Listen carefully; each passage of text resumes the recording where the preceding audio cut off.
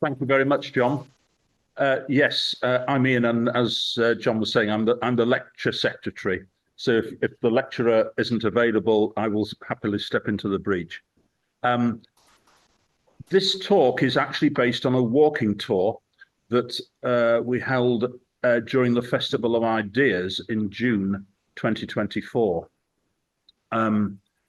which was essentially along the riverfront of the Ouse from Marygate Landing through to Tower Gardens.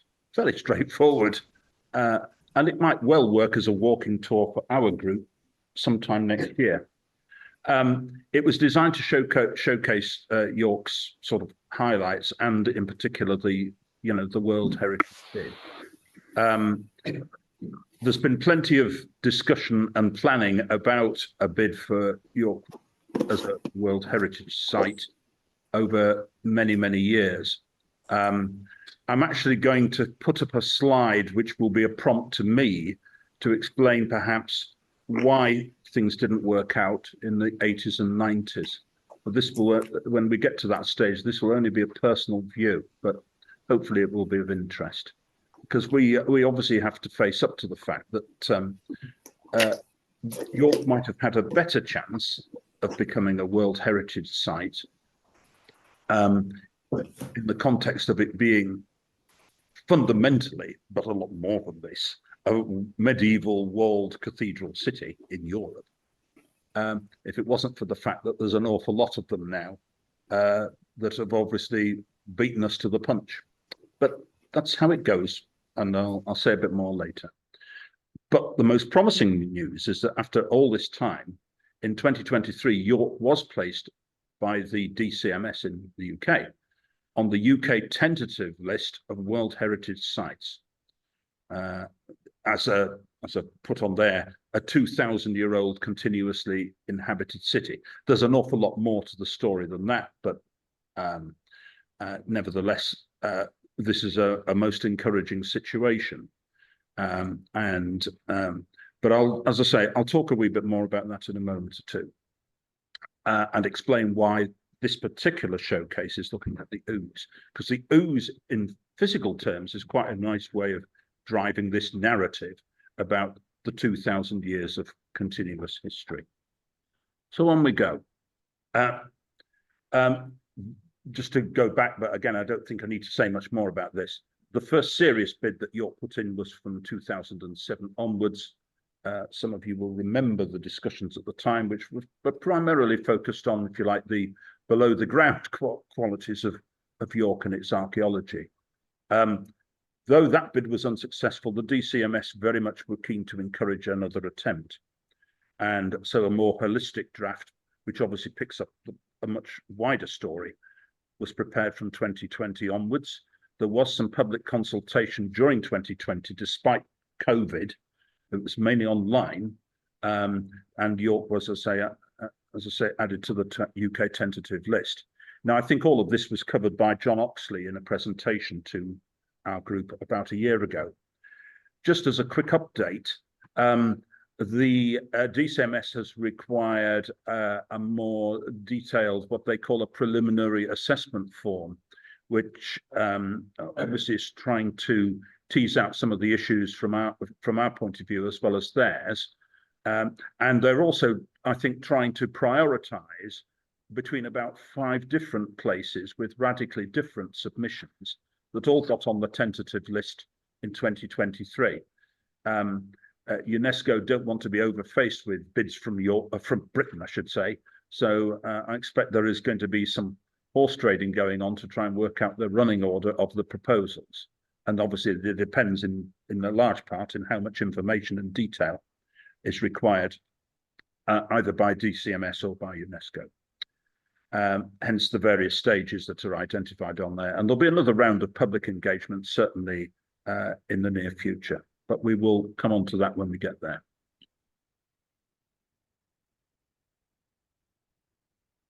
Right. Oh, sorry. Just started with this plan, which is ostensibly about the defences of York, but I'm ignoring the defences at the moment. I'm just going to talk about the river, particularly the Ouse, but I will pick up the Foss as well. because clearly during those 2,000 years, the Ouse in particular has been exceptionally important. Clearly, Roman York was founded at the confluence of the Ouse and the Foss. From a defensive point of view, this was an excellent location, but York became a river port, and with all sorts of access, and various Roman jetties, wharfs, and warehouses have been uncovered on both the Foss and the Ouse. And I'll mention one or two places where they've been found in a few minutes' time. The Viking capture of York, of course, brought both shipbuilding and advanced seafaring knowledge to the city. And York's access to via the Ouse and Humber to the North Sea, of course, meant that York was able to import and export increasing numbers of commercial goods. We all know that the Viking, in particular through the York Viking Centre and the finds that were discovered in the 1970s and 80s, how important York became as a commercial centre thanks to the Viking activity. The same was true after the Norman conquest as well. You've then got the development of the likes of the merchant adventurers, and York becomes an exceedingly important trading city, very much the second city of England for a considerable period of time before things start to go into reverse a wee bit later. We wanted to work with the Hanseatic merchants who came to York, but they ended up as essentially rivals as well as benefits to the city. And by the late 16th century, larger seagoing ships could no longer navigate York's rivers, partly due to their size and because of the increasing buildup of sediment in the Ouse.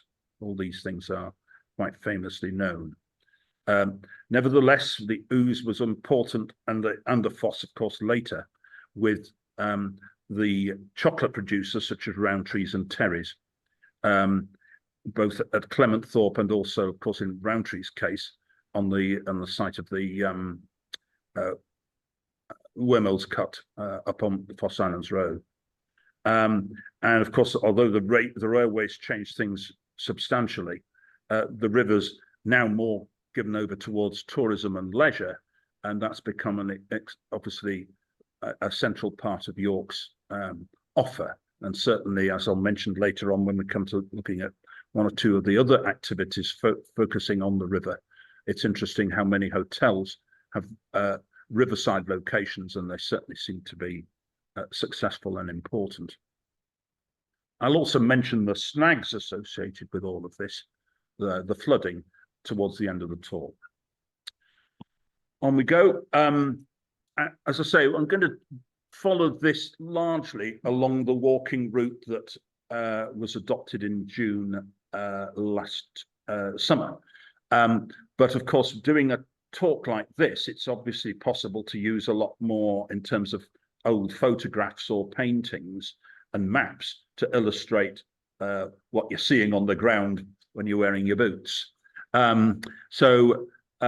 This is quite it's a nice painting this by, I believe, Francis Place of York and the Ouse from 1700, around 1700, 1710. And I think on the left, that is meant to be Marygate Landing, which is where we were starting the walking tour back in June. And you can see in the distance, you've got the likes of All Saints North Street. Looks like that's various other church buildings that you can see, and obviously the various towers such as Lendal Tower, etc., in the middle distance. And there's even naturally he's painted some kind of boat moving goods by the look of it up and down the river at this point. So that was the start of the walking tour, which was Marygate Landing. Marygate Landing was built after 1318, ashlar stone. And as you gathered from the other picture, it was once crenellated, but clearly bits have been bitten off by the look of it, frankly. Anyway, there we go. So that's Marygate Landing, part of the St Mary's Abbey defences, the abbey being founded in 1089 by the Benedictine monks. I've got some paintings showing Manor Shore in a moment or two. Just by as part of the walking route, there is, of course, Scarborough Bridge on the route, which effectively was at the dawn of the railways in York. The Scarborough route was one of the first sort of new routes that were created. And boy, was there trouble at the time. In Scarborough, there was a lot of unhappiness about the idea of basically of oiks turning up in Scarborough from York or from further afield. There were genuine concerns. Ironically, this was mirrored by the attitude of Wordsworth in the Lake District around the same time, who equally was very unimpressed by the idea that the hoi polloi might turn up in the, in Windermere and Grasmere. But Scarborough survived and the Lake District survived, although of course the railway doesn't penetrate that far into the Lake District. It most certainly did into Scarborough and still does. But it's interesting thinking about this. Just as a brief aside, when I do these walking tours like this, I always like to make sure that there is access for anyone. And of course, with Scarborough Bridge, with the investment they put in a few years ago, there's actually disabled access onto and off Scarborough Bridge, and of course, it ultimately to the railway station. It's become quite an impressive development, really, with all the thought that went into it. But up to, as I say, in 1845, that's when it was originally built. On we go. The walking tour was obviously then going to look at the Yorkshire Museum and effectively Manor Shore. So hence the photographs of St Mary's Abbey and the Hospitium. Both buildings that one senses are obviously clearly right by the river and with, I'm sure, river access for some of the building materials for both, but particularly in the case of St Mary's Abbey, its fame as a wool trading establishment for possibly as much as a couple of centuries during the medieval period. Very much contributing to the wealth of St Mary's Abbey as certainly one of the wealthiest of these buildings across the country. I found this literally yesterday online. It's a beautiful looking little map, and it's called an 1828 deed of transfer, drawn up for and signed for the transfer of land to the Yorkshire Philosophical Society within the confines of Manor Shore. They had to get essentially ministerial government approval for this. Of course, this would have been to create the Yorkshire Museum. What's interesting reading the notes and the records is that they'd already started work on preparing the ground for the Yorkshire Museum before they got the permission of this deed of transfer. But the map's rather cute. You've got at the bottom, just above the letter R of the first letter R of river, the Marygate Landing. There's a fact which I'm embarrassed to say I wasn't actually aware of, and I've been doing this for a long time. I hadn't realised that the main entrance to St Mary's Abbey was actually on, but of course it had to be, and these grounds was of course down Marygate. And that's obviously highlighted in there. And you've got St Olaf's Church, and then St Mary's Abbey was clearly part of what they've done as drawn in pink as the area which was going to be taken for the Yorkshire Museum and its environs. And above, of course, the Yorkshire Museum, you've got the King's Manor, and then around there you've got all the walls that are not the city walls, but the walls of St Mary's Abbey. But of course, and the Multangular Tower is on there, but there's plenty else that's not on there that we're familiar with today. On we go, and obviously that's what was resulted. The museum gardens, the Yorkshire Museum, 1830, and also in this photograph is the observatory, which I always think was of course all part of the context of the Yorkshire Museum, as originally seen as a science museum, with this emphasis on those botanical specimens in the grounds and the fossils and the like in the glass cases upstairs. A few years ago, ironically, another Festival of Ideas event, I went to a talk on the top floor of the Yorkshire Museum, and all those glass cases and stuffed animals are all still there, but they're not quite so easy for the public to see as they once were. But they were all in this little conference room at the top of the building. Multangular Tower, and another, of course, this is clearly, you know, one of the earliest Roman features. Archaeologists now believe this dates from about 110 AD. And again, with the main Roman quarries for a lot of this stone from Tadcaster, one can imagine that clearly much of the stone would have been moved via the rivers along from Tadcaster. I think it's the River Wharfe, and then to the Ouse, and then taken over here. But obviously, as part of the southwest corner tower of the Roman walls.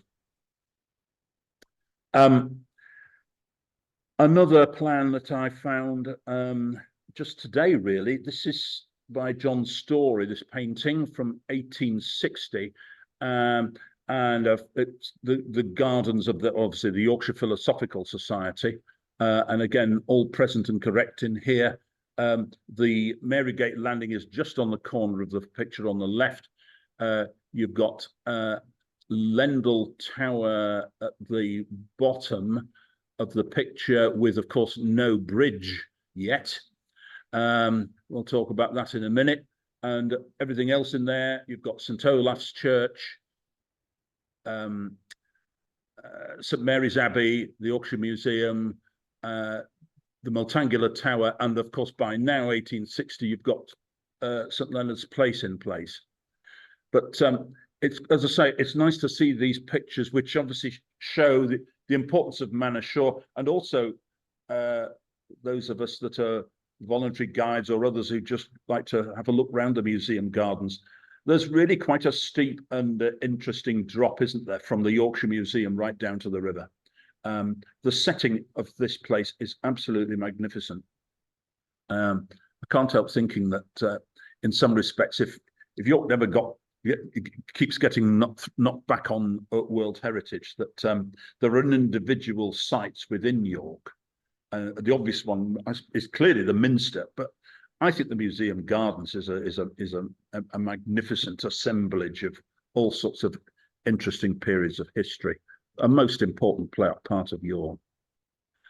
And obviously behind it all was the Yorkshire Philosophical Society, and that's their lodge on the entrance to the Museum Gardens today. Okay, then, Lendal Tower and Lendal Bridge. Lendal Tower was effectively created as defences during the Middle Ages.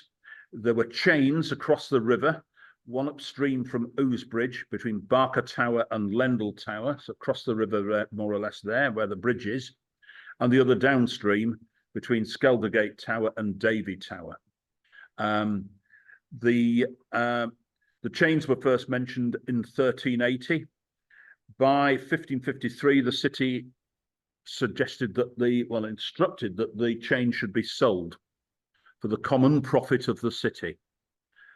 And during the Civil War, though, royalists blocked the Ouse between Skeldergate Tower and Davy Tower, not with a chain, but with boats mounted with cannons. So they get rid of the chains, but there's still other ways around it, as it were.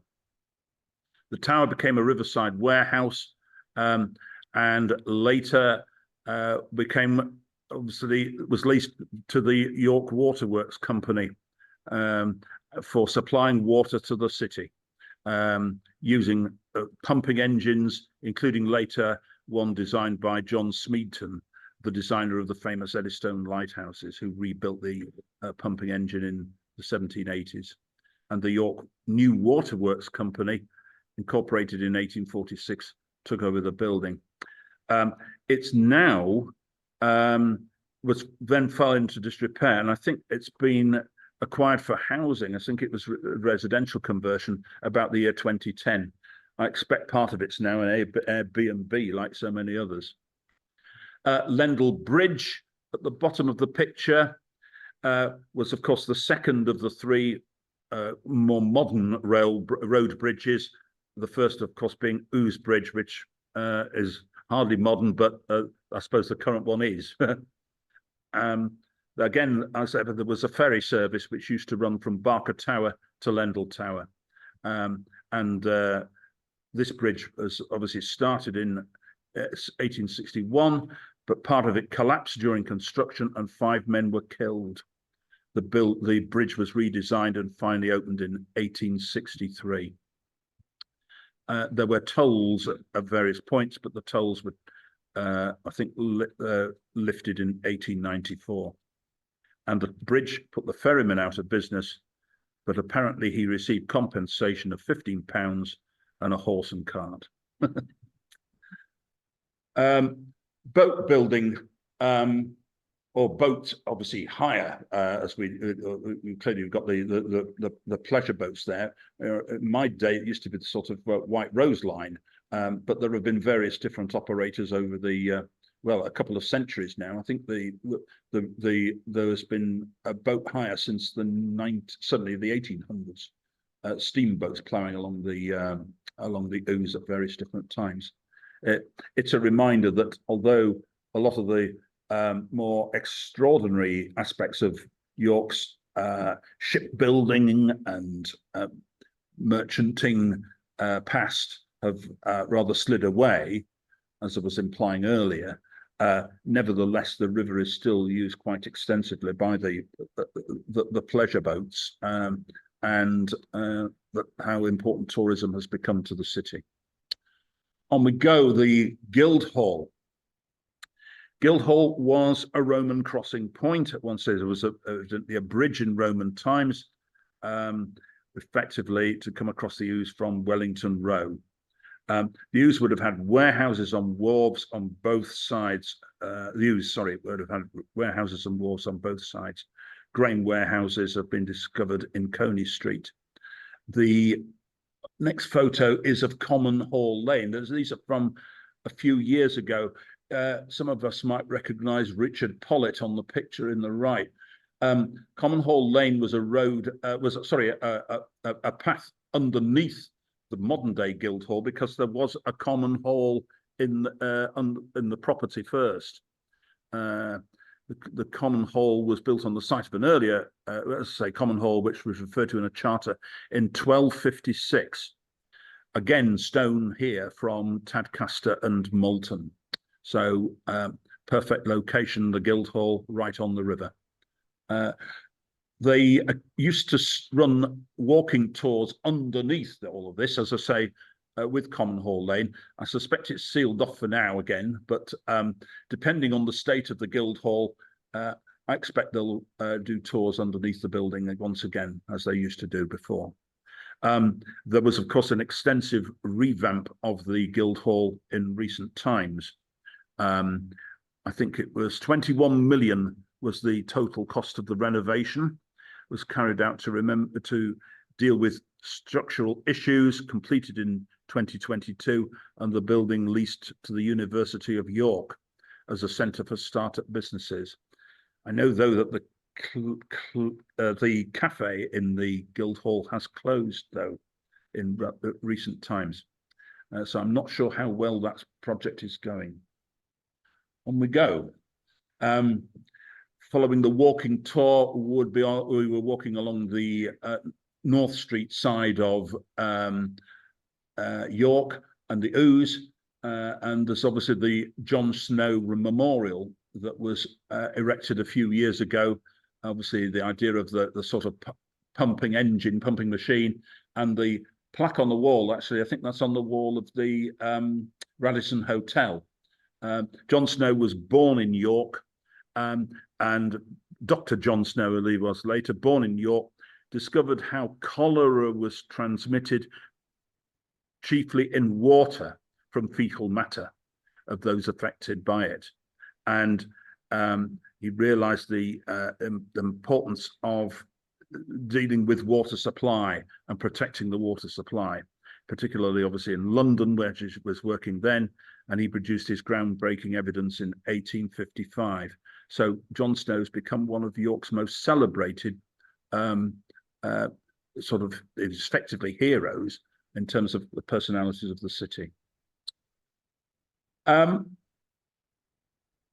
look at the Radisson, which I think most of us probably still call a Viking hotel.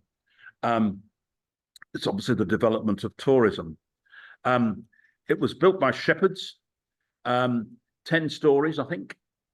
And there's a lovely quote here, which must be from the press. Housed within a 1960s tower block located on the banks of the city's River Ouse, the Park Inn York, this is obviously one of its many names over the years, is one of those hotels where the view is a lot better looking out of the property. A shame, but of course they celebrated it at the time as a magnificent achievement. When it was built in 1969, it was the second biggest hotel in York, behind the Royal Station. And of course, in a sense, it was the sign of the times, because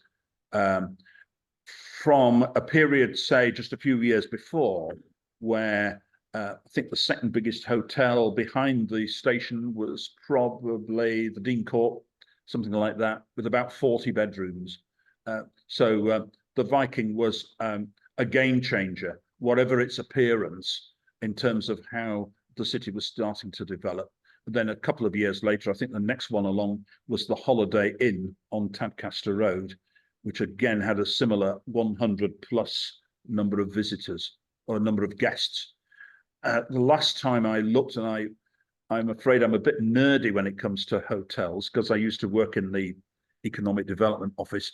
I think there's about 20 hotels in York that have more than 150 bedrooms, which is incredible. As I say, back in the day, in 1969, there were 2.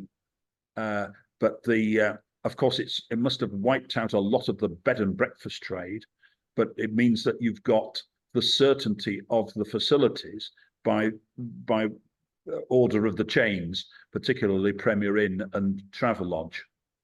But obviously a lot is missing from that context, but that's how it's been. One amusing thing here, there's an advert on the right which says a few words about York's best hotel, and one of the things they say, all with private bathrooms. That was a big selling point in 1969, because obviously almost all hotels, you trotted down the corridor to get to the bathroom. This was obviously the start of that total transformation, where nowadays there are relatively, a lot of hotels are still pretty pokey rooms, but with obviously significant bathroom space. The photograph on the left I found, as I noticed, it seems to be the whole area flooded whilst they were building the hotel. It's an ominous throwback to what happened a few years ago when the Queen's Hotel on Skeldergate ended up being flooded out during the year 2000, the famous flood in 2000. There you go, can't keep that water away. I think what's the point about the likes of the Ouse and the Foss? Sometimes if people ignore them, they like to tap you on the shoulder and say, we're still here. Unfortunately, sometimes in an unfortunate way with all the flooding. Moving on, in the order that we did the talk was Ouse Bridge, or the walking tour was the Ouse Bridge, and these are a couple of paintings of the most recent old bridge. I say that because heaven knows how many versions of Ouse Bridge there have been. There was a later bridge in the Viking period. I'm reading these notes here. There was a bridge by 1200 made of stone with St. William's Chapel on top of it. Of course, there was a bridge which William, what's his name, Fitzherbert, walked over, collapsed. He dies later, but the miracle was that nobody drowned as a result of this catastrophe. When was that? 1154? That's right. So that hence he ends up as canonized as a saint, St. William, as in St. William's College. There's a point about the Ouse biting back, you see. but fortunately everyone was saved. And then there were various other medieval versions, and this one I think was dated from 1585. The council chamber was housed next to the chapel, and there was a city jail as well.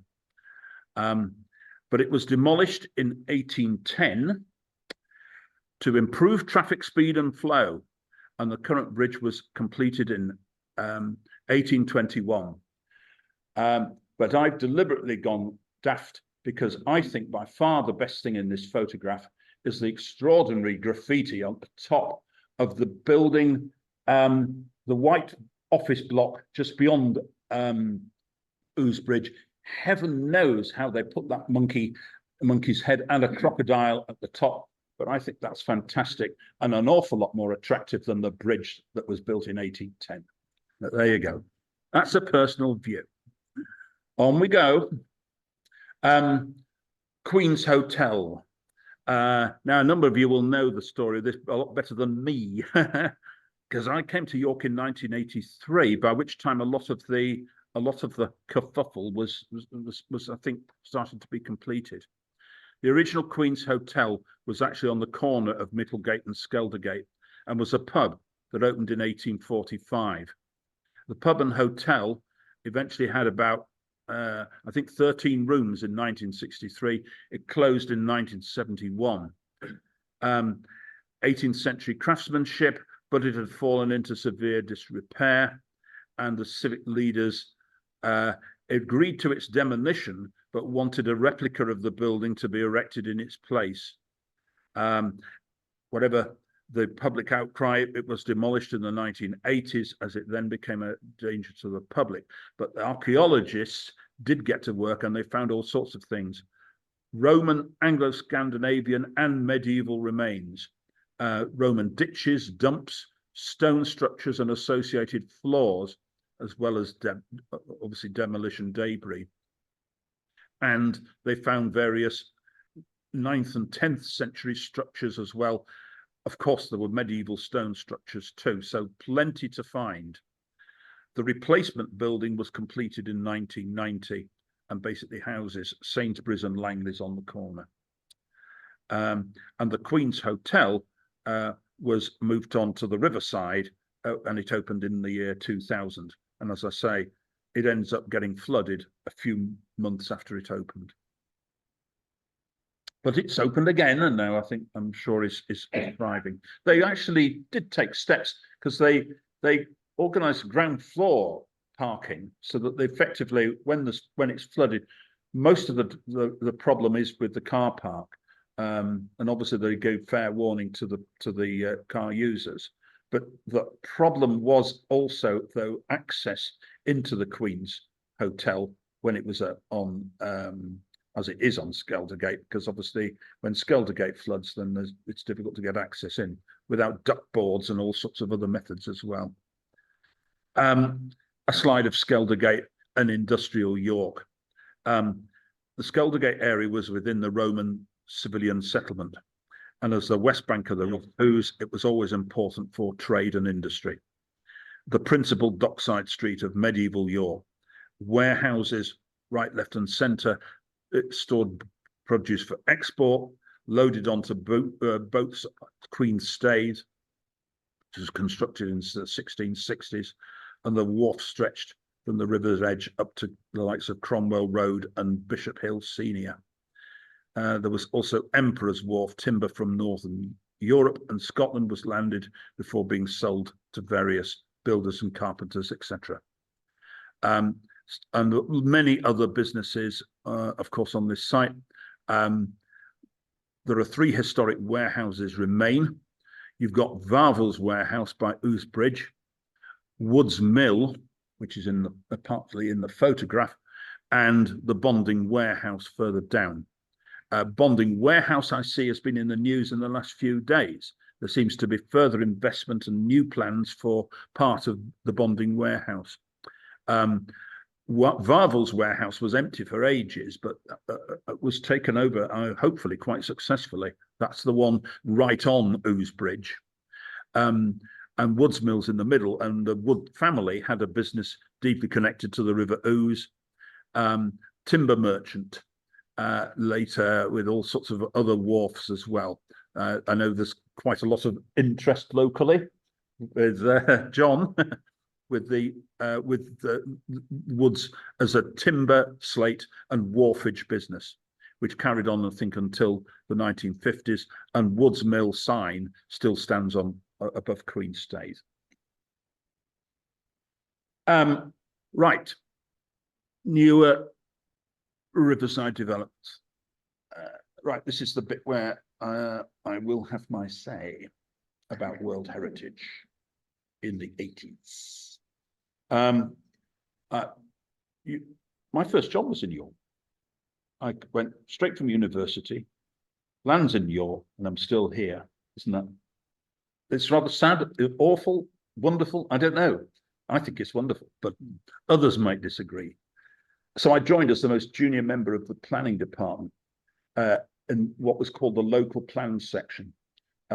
Local plans included some of the planning for small locations within the city, like Bishop Hill, Clementhorpe, and so on.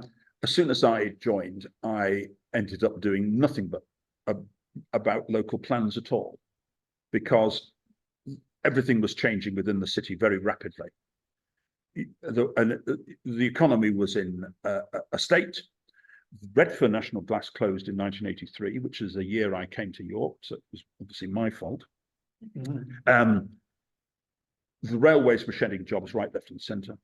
In fact, the Railway Carriage Works changed its name several times during this period. Once it was called Brell, it then became ABB, and God knows what else it became later. The chocolate factories were shedding jobs right, left and centre too. So Economic Development Unit was established in 1984, and I was, from being the junior member of the local plans team, I was the junior member of the Economic Development Unit. We had all sorts of different purposes, but basically there were two main elements to the work, but there were many others as well, but that included a small business grant scheme to help people get started in business, because the 1980s was a heyday of all of this, that entrepreneurship, starting businesses. There was a thing called the Small Firm Service. There were grants, central government grants and other support as well. And the other thing that we did was we were able to help as a council with identifying sites and premises for businesses. And the council owned certain properties which were converted for business use. One was what became the Parkside Commercial Centre. Some of you might remember that. That was on Terry Avenue. Another was a scheme called the Young Business Project, which was for young entrepreneurs, and that was at, I think it was on Fishergate, next to the Mason's Arms, the pub there. One of the aspects of that work was trying to attract in with investment, government departments. These properties eventually were occupied by a body called the National Curriculum Council, which was part of the Department for Education. That project only lasted about 4 years. There was a change of government, and then something came up called I think it was called the Funding Agency for Schools, in the same premises. I think later on, some of those education departments moved elsewhere. What I'm getting at is that that was the priority of the city council, was to deal with economic issues and so on. I seem to remember, I don't remember, I was probably too junior down the hierarchy, if York ever even considered having a go for World Heritage status in the 1980s. The uncomfortable truth is that we probably would have walked it if we'd bothered, because I certainly remember some years later talking to a member of staff at Fountains Abbey, Studley Royal, World Heritage Site in the 80s, one of the first ones. And their staff didn't even know they'd applied. Maybe they didn't apply. Maybe they were just voted on because it's an outstanding, of course, Fountains Abbey and Studley Royal are fantastic. and they deservedly World Heritage Site, but apparently it was clearly, it was very straightforward to get it. But what I do remember is by the 90s, certainly there was some debate within the city about whether or not York should bid for World Heritage status, and the council, both officers and councillors, were really quite set against it. All the stuff I was talking about before, about the 1980s, it was really all about attracting any other business than tourism. Tourism was seen as very successful, but there's no need for the council to get involved. And frankly, some of the councillors were, I think, somewhat skeptical of tourism and saw it as poor jobs, low pay, and all those other, part-time, all those issues. What they wanted to replace all those engineering and other types of jobs I talked about at the start was higher quality employment. By the end of the 1990s, as I say, I think there was still pretty, apathy is the mildest form, but I think some of the councillors were still pretty hostile to the idea of World Heritage, and that's why no bids were put in. And it's one of the things I talked about before, let me get the terminology right, was that we had to put in a sort of preliminary assessment. One of the things that we've admitted is that, because we can't help but admit it, I think, that York did not apply in the 1980s and 1990s, when the circumstances might have been more optimistic for a proposal. But there you go. That doesn't mean we shouldn't have a go now, but the reality is it's going to be a bit more difficult because, as I said right at the off, there's loads of walled medieval cities in Europe that are World Heritage sites. So York's got to stand out from the crowd. We think it still does, but it's a much more difficult, and it's because, as I say, the priorities back in the day were different, and they're based around things like this kind of office development along the river rather than looking at World Heritage. On we go. Very briefly, I'm conscious of the time. Middleton's Hotel was part of the walk. We didn't go inside, but that is a remarkable combination of buildings. I think there's 6 or 7 of them, all became a hotel in 1973. That was entrepreneurship. I remember the guy, he was called Andy Clark. He was the first owner, and his wife was German. So they didn't just set up Lady Anne Middleton's Hotel, as it was then called. I expect that name will return. Maybe it already has. But I think it was Andy and his wife were the people who were behind the concept of St. Nicholas Fair. Obviously, you can tell with the German connection in his family. And that's what St. Nicholas Fair was really the first concentrated effort to try to do Christmas marketing in York. With all that entails, I know that there's good and bad about things like that, but all the same, from the trader's point of view and from a lot of customers, St. Nicholas Fair has been a hugely successful benefit to York. But it was started by, as I say, Andy, when he took over this particular hotel, and about 20 years later, he got on and did that. A very, very interesting building. Bale Hill, part of the route, and again, associated with the river. You've got the 2 sides from 1070, I suppose, or so, when William the Conqueror establishes 2 castles in York on 2 man-made mounds, this one, and obviously the more famous one across the road, the Motte and Bailey of Clifford's Tower. A few weeks ago, the Civic Trust ran a walking tour with the wonderful Peter Addiman, and we finished the tour at Bale Hill. And I mean, it's a fascinating, such an interesting sort of context, the idea that York had these two castles, and I guess the concept of the chains across and all the rest of it. Very, very important aspects of York's history. But obviously Bale Hill for a while hosted a prison, but now clearly a lot of the properties around there have gone for housing. But I still love the trees on there. I think it's a fantastic place to just to look at, and I'm amazed about the 1,000-year history. Very quickly, you've got Skeldergate Bridge as the next one, the final one of this sequence to be completed in the 1880s. I should have found the photograph of a massive crowd. It's in the York Explorer archives when they opened Skeldergate Bridge. Of course, most of us know that part of the bridge once upon a time used to lift up, but I suspect it's welded shut nowadays. But maybe one day someone will have another go. No, they won't. Oh, well, there you go. You've disappointed me, John, but there you go. And a wee bit more on the industrial side.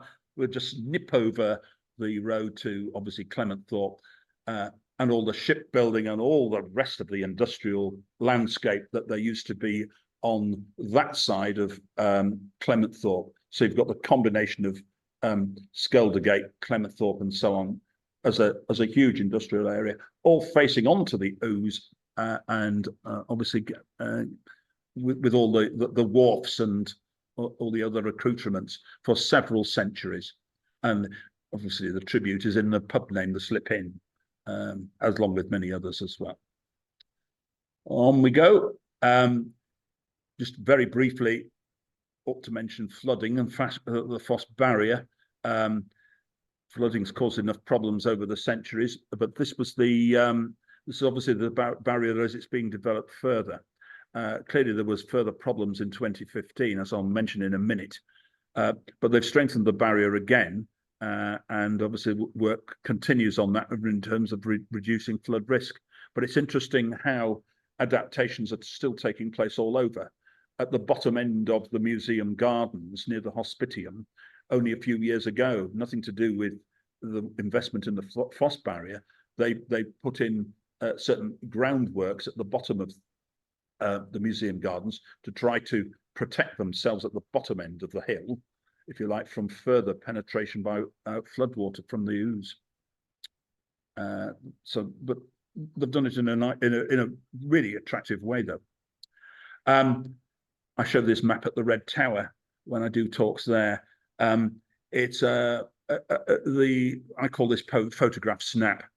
On the left is from the historic atlas, the medieval look of York with the King's Fish Pond, very obvious there, created essentially by William the Conqueror when he dammed the River Foss in order to create a moat around his castle. The lowest lying area of ground, of course, happened to be that area that it's sort of modern day Foss Islands Road. And that ends up flooded, of course, for centuries, not properly drained until the 1850s.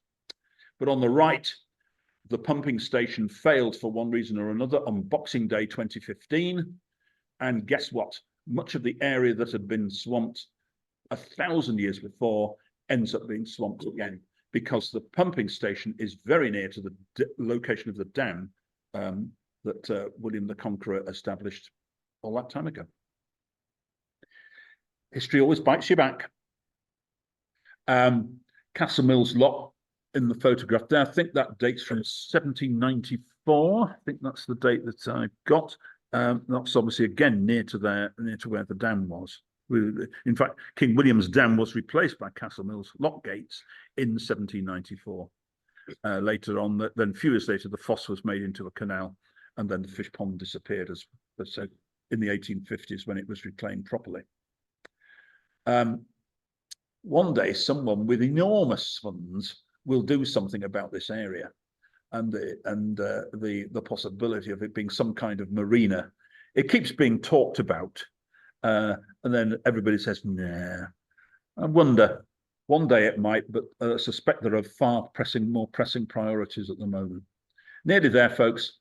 And we ended the tour at Tower Gardens and Clifford's Tower. Tower Gardens, I think, is a great setting. I don't know if I know there are plans to make certain improvements to some of the gardens around York. I would like to think that Tower Gardens is an area that they might think about as well. The photograph of the yardstick, which is in the grounds of Tower Gardens, I took this morning. So this is basically live. And it says at the top, 17 foot 8 inches, wonderfully old school imperial measurements. And that, I think, is the date for the year 2000, which was the last of the, well, there've been others since, but that was the worst of the floods at on the Ouse in the year 2000. Very briefly, I was at a conference in the Viking Hotel that day. See the other photograph. And we were all at this conference, and we suddenly saw a load of soldiers running around outside with sandbags. It was obvious that the balloon was up. Nobody told us. So we all sort of took a unilateral decision. I think it's time we got out. And it was right, because the flooding was really, as you saw from the yardstick just there, very, very serious. The whole of the racecourse was flooded. That presumably they deliberately let the floodwater out onto the Ouse, onto the racecourse from time to time when there's bad flooding, and that certainly was the case there. But otherwise, that was, as I say, that happened to be the end of the tour. I suppose what I haven't done is a slide to sort of wrap all this up, so I'm going to try and work this out on my head. I think the idea of telling the tale in a physical sense by doing a walking tour like the Ouse is quite an effective way of demonstrating that 2000-year timeline in a physical way. It's not, of course, the whole story at all. It leaves off the Minster. It obviously clearly there wasn't time in this tour to cover the fosse, which is also important. But all the same, I think it as a tour, it sort of worked. And I think in terms of the context of what we're trying to do with the current World Heritage bid, which is to look at York in the round, not just the below ground archaeology, but, you know, the other context as well, then the Ouse as a sort of marker of that 2000-year history is I think, a justified way of looking at it. But it's only, admittedly, part of the story, which will continue. I don't know what the next plans are, but we did this assessment, professional assessment of the bid, which was submitted to the DCMS. I suspect we will hear from them next year now, won't be this year. So I think there'll be a lot more updates from the steering group to groups like ours to see how we go. And there will have to be, of course, periods of both public consultation and also clearly some serious chats to the council as to where all this goes. But I think that's quite enough. Thank you.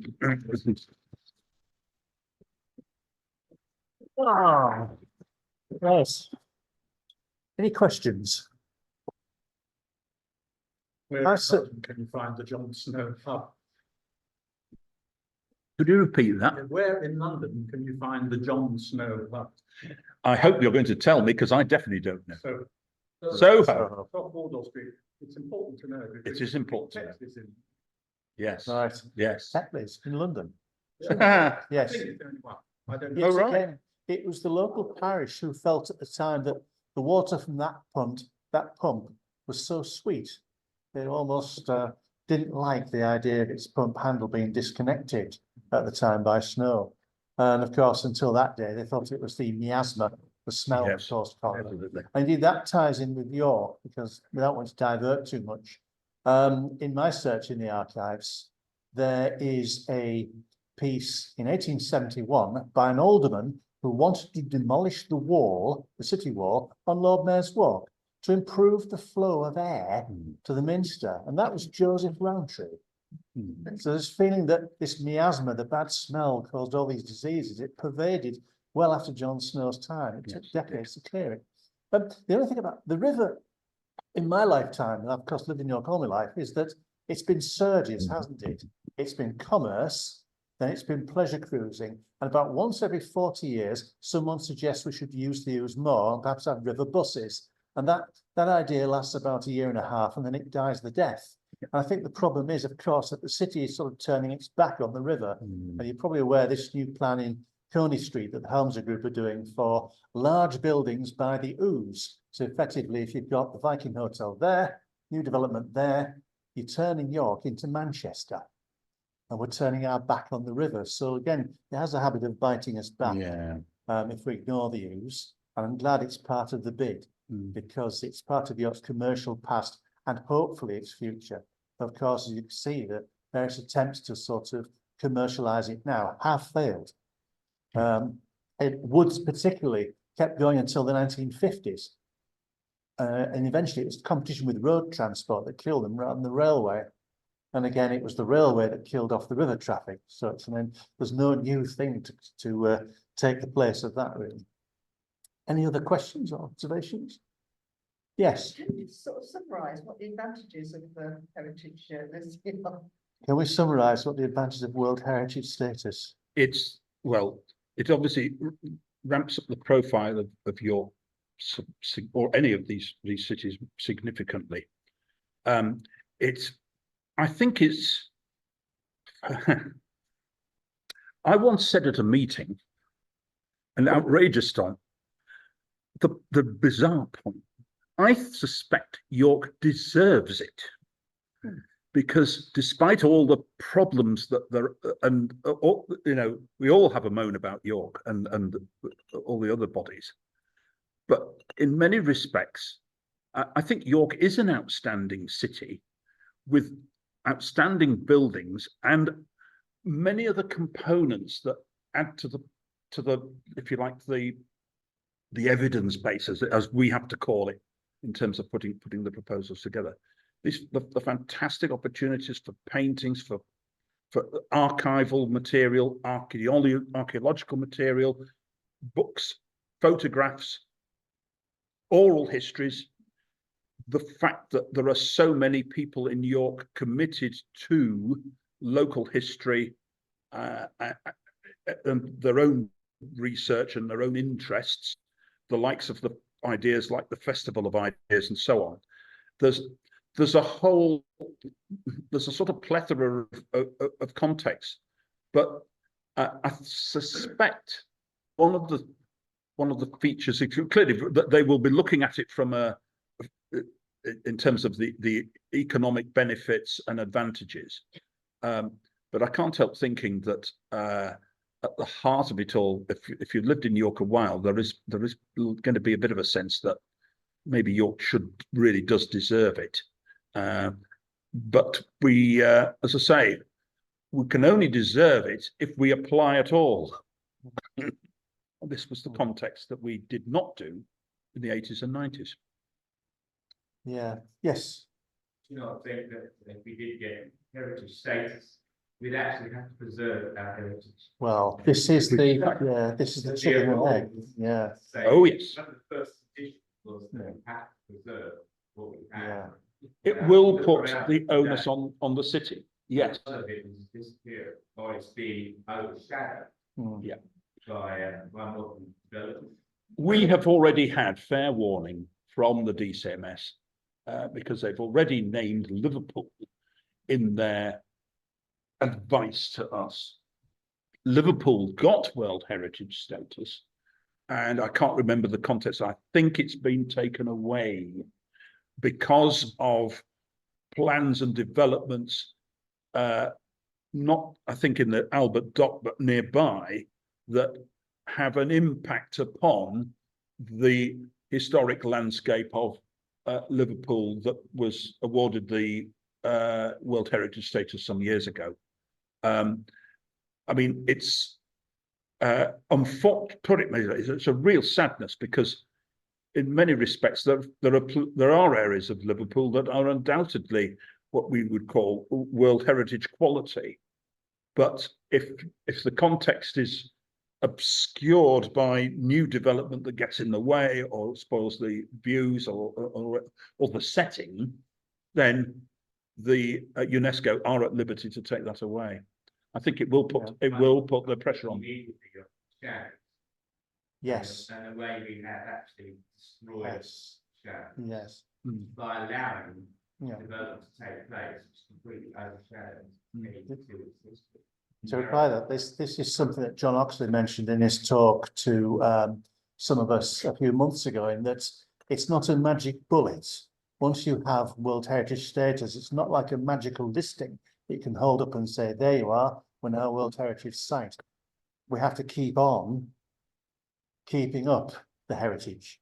It's not something we just sit back, oh, that's done now, we don't have to worry about it. I'm afraid it's constant, like dredging the Ouse. It has to be done all the time and kept up, and it's down to us and successive generations to sort of stand up for the heritage ticket. Because it is, as we found with listing, it doesn't really mean that if a pub is listed, it can't be knocked down. Yeah, it can if you turn up with a big yellow digger and a bucket, you can knock it down. And it's the same with the sort of commercial angle in York. There is a worry that we may be cutting off our nose to spite our faces, that some developers may be dissuaded from working in York. But is that good? Is that bad? I don't know. It's why it's getting World Heritage status is so difficult. And it's a long project. Being awareness. Yeah. That we have responsibility. Yeah. Yes. It's down to right. education. Yeah, it's down to education. Yeah. But York should have a responsibility anyway. Yeah. Remember as well, Yeah. in terms Other of question, yeah? conservation.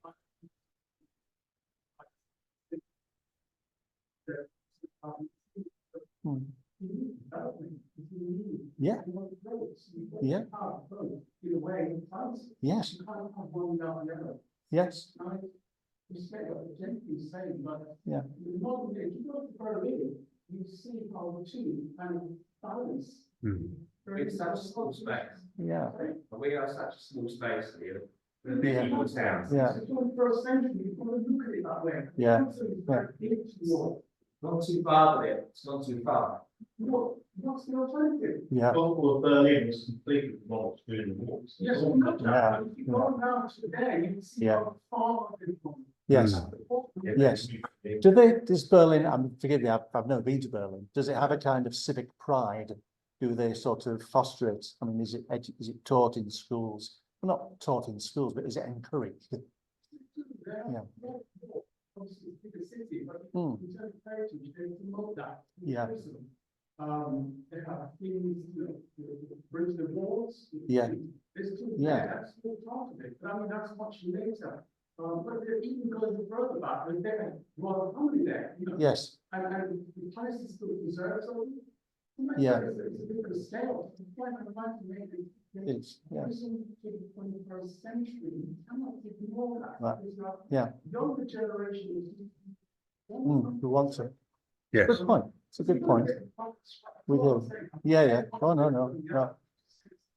It is true. And it's what those of us lived in York all of our lives have been sort of noticing, that they're pushing in several directions, not just two. And there are sectors of York, reflecting on the river, is that rather like the rest of York sees the Minster, some of York sees the river as a forgotten thing. And how do we encourage it? Do we encourage it by building new? Well, yes, sensitive development, but then how do we get people to use the Ouse, which was T.F. Wood's motto? I think that's something wobbly. Do we have any questions online? Right. There's another question. Yeah. Saying that the plan of the new transfer for YAYAS can be found on page 4 of the most fortunate situation to the opportunity of guidance. Thank you. It's Graham, who's a district YAYAS member over in Lancashire, has mentioned how the plan can be found in Peter Hogarth's book on the museum gardens. And it's very useful, as Peter Hogarth gave us our anniversary talk back in 2017 about how the museum gardens fits in the city. Right. I think that's a good place to stop. Thank you again, Ian, for stepping in at short notice Pleasure. like that and actually taking photos this morning. There's Yep. determination for you. Thanks. So we'll see you in a month, all right?